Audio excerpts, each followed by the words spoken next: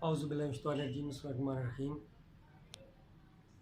Dear students, आज का जो लेक्चर है वो ख़ास बीए के हवाले से है और बीए की जो ग्रामर है इसकी जो सिचुएशन इस दफ़ा एग्ज़ाम में लग रही है उस हवाले से आपको गाइड करना पर्पज़ है। तो करेक्शन जो है वो बीए पार्ट 2 का एक अहम क्वेश्चन है और करेक्शन के जो रूल्स हैं उनके हवाले से आज हम बात करेंगे। सबसे पहले तो ये हमने देखना है कि वैसे जो रूटीन वाइज पहले पेपर होते थे उनमें बीए की करेक्शन का ये तरीका होता था इंग्लिश की करेक्शन का कि उसमें सेंटेंसेस आते थे और आप सेंटेंसेस को करेक्ट करते थे। किस सेंटेंस में वर्ब की मिस्टेक है, किस सेंटेंस में नाउन की मिस्टेक है, किस सेंटेंस में किसी एडवर्ब की मिस्टेक है या कोई टेंसेस की मिस्टेक है, तो आप उसको करेक्ट करते थे।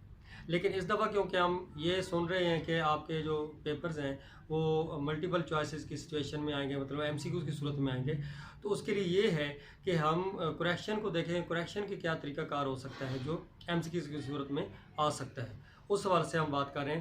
तो जो आज फर्स्ट रूल है करेक्शन का उसको थोड़ा एक्सप्लेन करते हैं और साथ साथ आपको गाइड करने का मकसद है ताकि पता चल जाए कि कैसे करेक्शन जो है वो पेपर में आएगी और आप कैसे उनको सॉल्व करेंगे।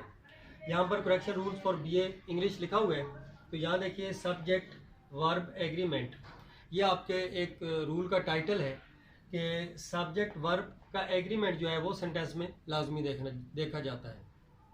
जब सेंटेंस आपके सामने होता है तो आपने ये देखना है कि आपका जो सब्जेक्ट है, जो नाउन है, जो किसी भी वर्ब को परफॉर्म करने वाला है, उसकी क्या सिचुएशन है, आया वो सिंगुलर है या प्लूरल है।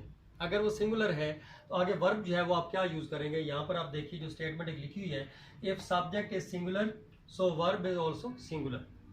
अगर हमारे सेंटेंस का जो सब्जेक्ट है वो सिंगुलर है तो हम उसके अंदर जो वर्ब है उसका एग्रीमेंट उसके साथ ऐसे करेंगे कि हम वर्ब को भी सिंगुलर ही रखेंगे। और अगर हमारा सब्जेक्ट जो है वो प्लूरल है, वो ज़्यादा जो है वो नाउन्स की बात हो रही है, तो हम आगे जो वर्ब अपना है वो भी क्या लगाएंगे, प्लूरल लगाएंगे। When subject is plural verb is also plural, फिर वर्ब भी हम प्लूरल ही लगाएंगे। अब इसके लिए यहाँ पर दो जो है वो करेक्शन के रूल लिखे गए हैं, दो सेंटेंसेस लिखे गए हैं, इनको हम दोनों को सोल्व करने की कोशिश करते हैं और देखते हैं कौन सी मिस्टेक है। फिर हमें ये वाज़ेह हो जाएगा कि कैसे जो वर्ब का और नाउन का यानी सब्जेक्ट का आपस में एग्रीमेंट बन रहा है, और यही चीज़ फिर आपके पेपर में आपके सामने आ जाती है तो आप उस चीज़ को ईज़िली जो है वो सोल्व कर लेंगे। क्योंकि मकसद जो है रूल हमेशा उसका कंसेप्ट समझा जाता है, उसकी डिटेल में एग्जांपल जितनी मर्जी हम समझ लें, जब बेसिक कंसेप्ट समझ क्लियर हो जाए तो फिर कोई भी पेपर में उसमें से एमसीक्यू आ जाए तो आसानी से स्टूडेंट जो है वो सोल्व कर लेते हैं। तो सबसे पहला सेंटेंस हम ज़रा देखते हैं। इसमें लिखा हुआ है कि बैड न्यूज़ स्प्रेड फास्ट। आप लोग ये ज़रा गौर करें कि न्यूज़ जो वर्ड है ये हमेशा हम सिंगुलर ही इस्तेमाल करते हैं, न्यूज़ वर्ड को हम प्लूरल यूज़ नहीं करते। हम यही करते हैं कि भाई ये खबर आ गई है, फ़लाँ खबर आ गई है, कोई सियासी खबर है, कोई मुआशी खबर है, कोई मुल्की हालात पे है, तो हम खबरों का लफ्ज़ बहुत कम यूज़ करते हैं, ज़्यादातर खबर के बारे में बात करते हैं।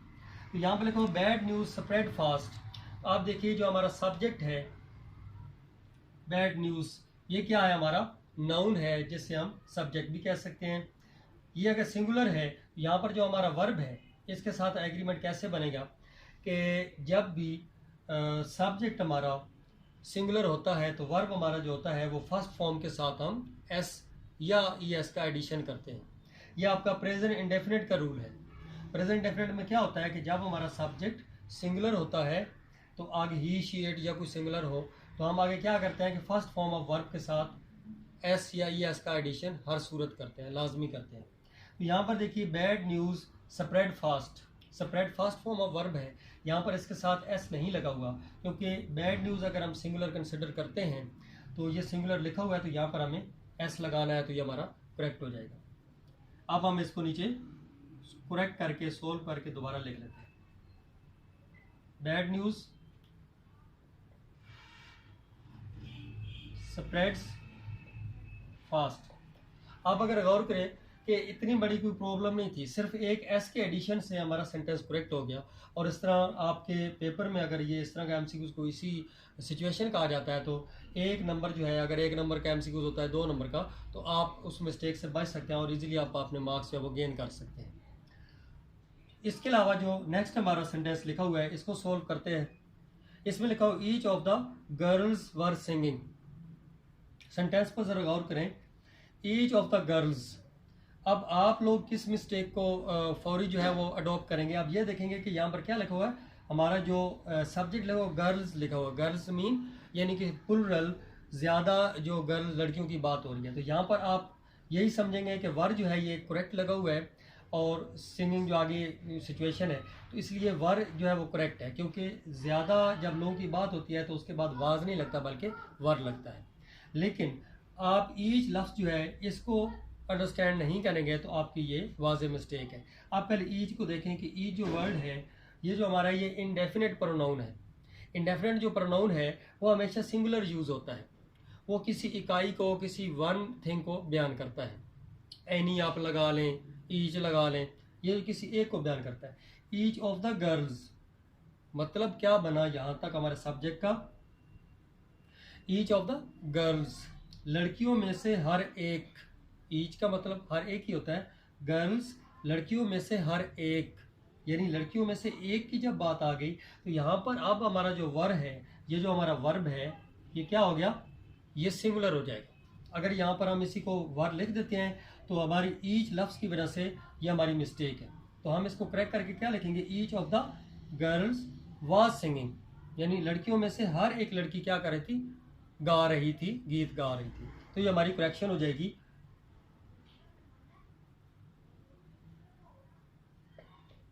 Each of the girls was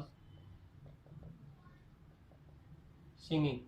अच्छा, इस सेंटेंस को क्रैक करके लिख लिया, आप इसको वाज़ह समझ चुके होंगे। लेकिन आप एक और चीज़ को भी ज़रा देखें, मोस्ट ऑफ द स्टूडेंट जो होंगे आप में से वो एक और मिस्टेक कर बैठेंगे, वो ये समझेंगे कि हम एक और काम करते हैं, ईच ऑफ द गर्ल्स हम एस को हटा देते हैं। उनके माइंड में ये होगा कि एस को हटा देते हैं और साथ हम वाज भी लगा देते हैं, तो फिर भी मिस्टेक है, क्योंकि बात जिस तरह हो रही है वो ये हो रही है, ईच ऑफ द गर्ल्स लड़कियों में से हर एक, यहाँ पर एस आप हटाएंगे, इसको सिंगुलर कर देंगे, फिर भी आपकी मिस्टेक हो जाएगी। इसलिए आपने देखना है कि आपके सब्जेक्ट का यानी नाउन का वर्ब के साथ एग्रीमेंट कैसे बन रहा है, और जो आपका सब्जेक्ट है वो अकेले आ रहा है या उसके साथ कोई इस तरह का प्रोनाउन या कोई और रूल तो नहीं आ रहा। उस चीज़ को आपने अंडरस्टैंड करके फिर इजीली सॉल्व करना है, अदरवाइज़ आपकी मिस्टेक हो सकती है। अच्छा, ये हमने सोल्व किया।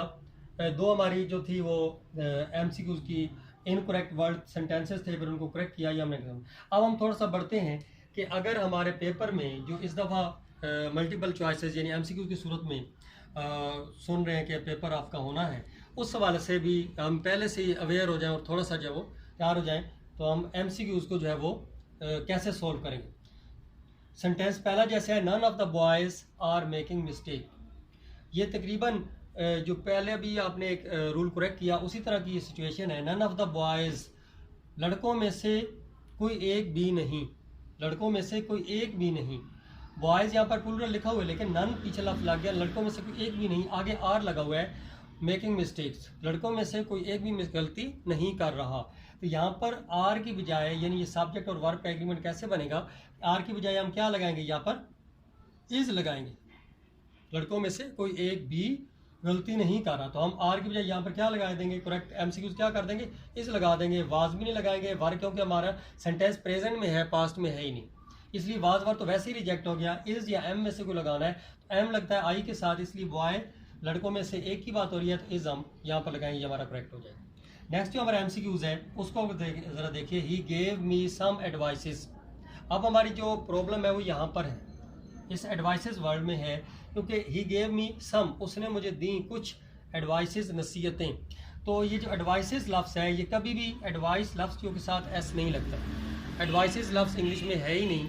तो हम एडवाइसेस को समझ के हम कहेंगे ये करेक्ट है, तो हम कंफ्यूज हो सकते हैं। एडवाइसेस लफ्ज़ नहीं है, एडवाइस लफ्ज़ होता है, इसलिए एडवाइस लफ्ज़ अकेले यूज़ होता है और उससे पहले हमें कोई ना कोई और यूनिट लगाना पड़ता है ताकि हम उसको प्लुरल कर सकें। हम एडवाइस को एस लगा के प्लुरल नहीं कर सकते। इसलिए ये नीचे देखिए एडवाइजेस, जब वाइजेस एस आ गया तो ये तो सी है, ये तो नाउन है।